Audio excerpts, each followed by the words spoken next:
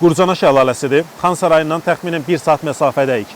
10 dəqiqə maşınla gəlirik, ondan sonra da 45-50 dəqiqə piyada gələndə çatmaq olur bura.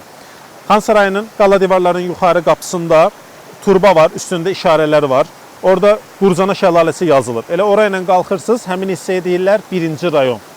Fəş yoldur, bəzi maşınlar üçün çətinlik ola bilər. Yerli taksilərdən istifadə edə bilirsiniz ya da 17 nömrəli avtobusun son dayanacağına kimi gəlirsiniz. O yolla gələndə əvvəlcə 8 güşəli minarəni görürsünüz, onun qabağından keçirsiniz. Biraz irəlidə Bəxtiyar Vahabzadənin ev muzeyi var. Biraz da gələndə yolun ən kritik yerlərindən biridir. Bəzi insanlar orada itirlər, düz gedirlər.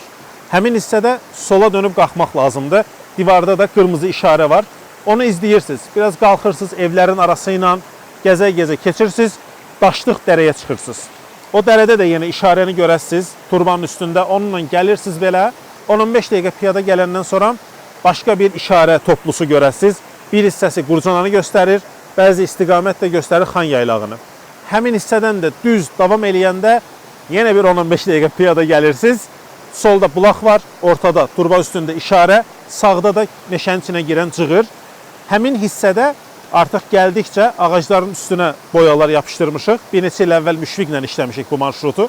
Həmin işarələri izləyib çox rahat çata bilirsiniz. Onsuz da meşəyə girəndən sonra şəlalənin səsini eşidəsiniz ki, sağ tərəfdədir da. Gəlirsiniz bura. Burada da son nöqtəsində yenə həmin işarə var, şəhər tərəfi olan istiqaməti göstərir. Şəlalə 2 mərtəbəlidir. Bura rahat çatılan hissədir. Belə ocaq yeri də var əvvəldən. Biz də bəzən gəlirik, başqa adamlar da gəlirlər. Bir də bunun aşağısında 2-ci mərtəbəsi var. Ora daha böyükdür, 10 metrdən daha hündürdür.